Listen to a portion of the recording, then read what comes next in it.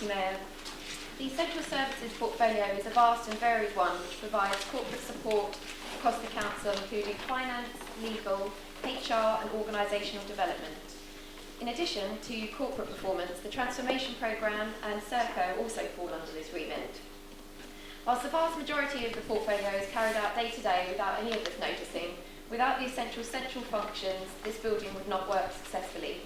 I want to highlight some key successes, but also look to the future and some challenges.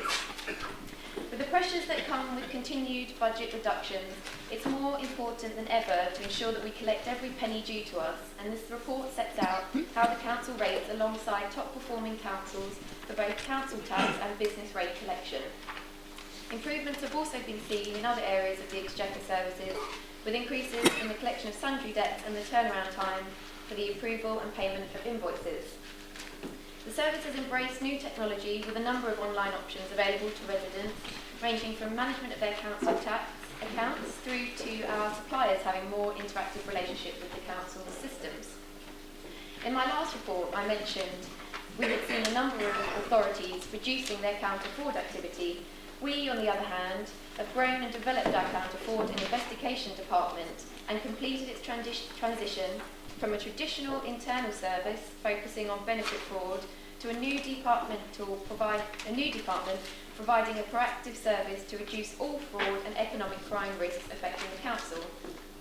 The department was recently inspected by the Home Office and Her Majesty's Inspector of Constabulary due to its unique access to police data, who has praised the department for its professional approach to tackling economic crime. The department's work with the College of Policing now sees it being the only unit outside of the police who is accredited to deliver the professionalising investigation programme. This means that all investigation staff in the department are trained to the same standards as police detectives, seeing them able to successfully investigate the most serious crime if required. A truly outstanding recognition, I think we'd all agree. Another area of excellence is our legal team. Thurrock Shared Legal Service has been established for over 4 years.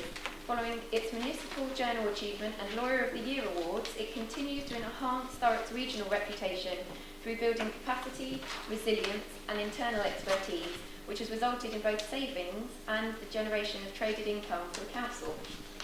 We continue our 8-year track record of Thurrock Shared Service by being a top-performing legal service for Luxell accreditation by the Law Society also, which recognises solicitors who meet the highest management and customer care standards and show excellence in areas such as client care, case management and risk management. Lastly, I want to highlight, which is particularly of importance, I think, our tax collection rates. At the end of September, we have an in-year collection rate of 54.22%, which has us on track to deliver a collection rate of 98.7 for year end, which compares well to the national average of 97%. Looking to the future and some possible challenges, I cannot present my portfolio this evening without talking about Serco. I'm delighted we'll be welcoming staff back into the Thurrock Council family. Though they've worked under many names, they've always been under the Thurrock Council roof, and I believe staff and services under this roof should be provided by Thurrock Council for Thurrock residents. I think it's important to highlight that this is a big transition for the Council, and I'm sure there will be some challenges and bumps along the way. However, it is a large-scale project, and we're really looking forward to bringing these teams and services back, which will allow us more control over our work and the future of the Council, which is essential in today's current climate. Thank you. Central Services. It's good to see that there are some improvements and some fantastic improvements, certainly when it comes to fraud and fraud risk management. That's a very good thing to be the only service outside the police to be able to supply that training. However, obviously, there's a lot of successes here. We still do see a number of failures across most of the council services at times. Can you outline what steps you're taking to ensure that all departmental performance isn't reflected in good, generous pay awards to those department staff where they are failing? Okay, so thank you. I think that is a good point. We shouldn't be rewarding unsuccessful and non-productive departments. It's something that I definitely have to go away and have a look at in more detail, but I appreciate you raising something with me, especially during these current economic times. Yes, to resonate with some of Councillor Denham's points, there's clearly been some great progress. We stand shoulder to shoulder with Serco review on that one, and we're nearly there. So, well done. So I'm going to go back to a point the leader of the council made earlier regarding residents officers working here today due to an old-fashioned, redundant 9 to 5 cliche. Legal support with regards to standing shoulder on survey, that's very much appreciated. I think as a resident I obviously want to be able to access the council when I need it, and I think that's why we try to diversify and ensure that as much as possible is online. I think there are a vast amount of services that you can access without having to speak to somebody, and I think we will always continue to make sure that if people can't use their online services, that they can always access someone at the council to speak to. The council's only purpose, really. Despite a digital revolution, there remains, excuse my voice, sorry. There remain residents who are unable to use digital systems. I have several in my own ward, and are not able to access these services. What arrangements do we have in place to ensure that those people do not become the great ignored, for instance? You know, where they can't get in contact with you and they don't have access to computers or the wealth around to be able to use them. No libraries, no buses. Get the picture, I'll do a report. And obviously this isn't a digital programme, it's not by default. We understand that not everybody is going to access things online, so for those who want to and find that easily accessible. I think there is still a vast amount of availability for people to access council services via alternative means. You mentioned bus routes. That doesn't fall under my portfolio, I'm afraid. But if you are ringing up and want to speak to someone, we do still have a call centre, and there are still people there to answer your services. And if there are any issues with individual cases, then I know officers don't mind dealing with them. Thank you, Councillor Holloway, for your report. As the telephone system in the council at the moment is not working, we as councillors are receiving calls from 01375 652 000, which is the number that we have no knowledge of where that call came from. Most of the numbers we're given from some officers are 01375 652 652, which takes us to the call centre.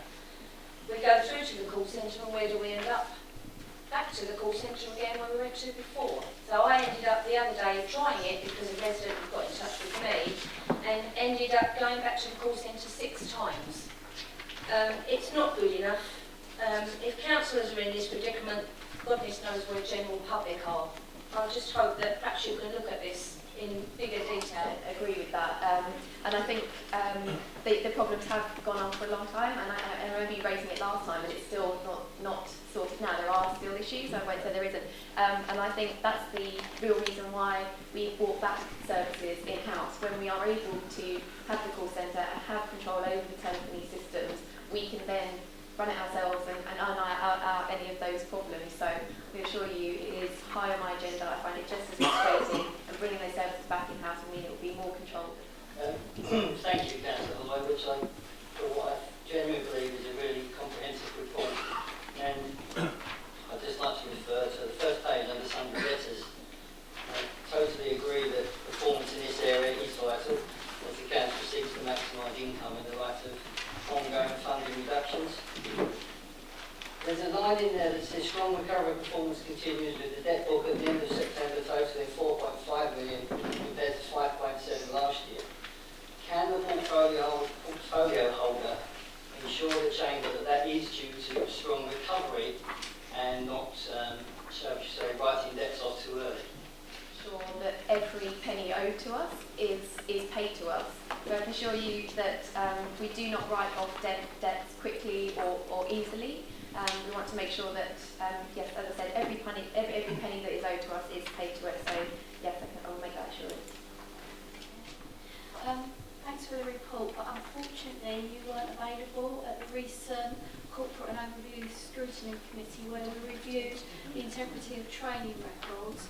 I just wondered if you would ask and request the officers to instigate work to achieve international accreditation for our management systems, such as ISO 9001 quality management, 14001 environmental management, information security management, and obviously occupational health and safety management. Because I do have to attend corporate overview and scrutiny. It isn't one of them, I'm afraid. But I know officers who do attend corporate overview and scrutiny always do take forward recommendations by members. So I am sure that they are doing that, but I will follow that up with them and make sure they are double checking. Your report about complaints is detailed there, which I'm pleased about that because it's in line with what went to the standard notice.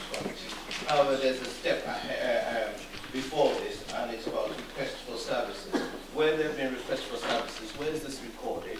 And how many of those requests for services lead on to concerns and then to complaints, and how's that been checked? I'm not sure what you mean by a request for services. Maybe you could clarify and then I might be able to help. Madam Deputy Mayor, for the opportunity to come back. Request for services is if Mr. Smith, your public phones up to the council and let's say requests for his door to be looked at, for example. That's the first request for a service, etc., etc. Where's that being recorded? Is it recorded individually in each department, and where is it being looked at corporately? Thank you. Service, but I think it should be noted. I mean, obviously with housing in particular, I know that each department will monitor if they work. That's go straight through to housing, and I know they've got very strict monitoring, but I'll have a look. Councillor Ray.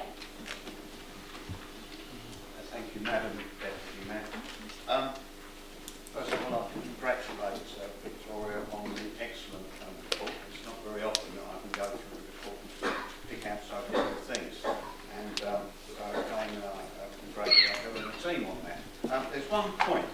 With the saving with Serco and the bringing back into council of 300, I think there was a figure of 450 at some time or other, but I'm not going to be drawn on that, so I'm going to stick to the figure here of 300 something. The savings cost, have they taken into consideration pension and future pension costs of these extra folk coming back in-house, as we speak? Thank you, Madam Mayor. Of course, there's a huge amount of complexity in bringing services back and ending a contract such as this. I know that pensions is one of the considerations, and I think the amount of savings that are going to be made and the details around that are still being ironed out. Obviously, it's not a simple process, and we'll look at that more clearly when we've got our services back. Thank you, Member. That's time up.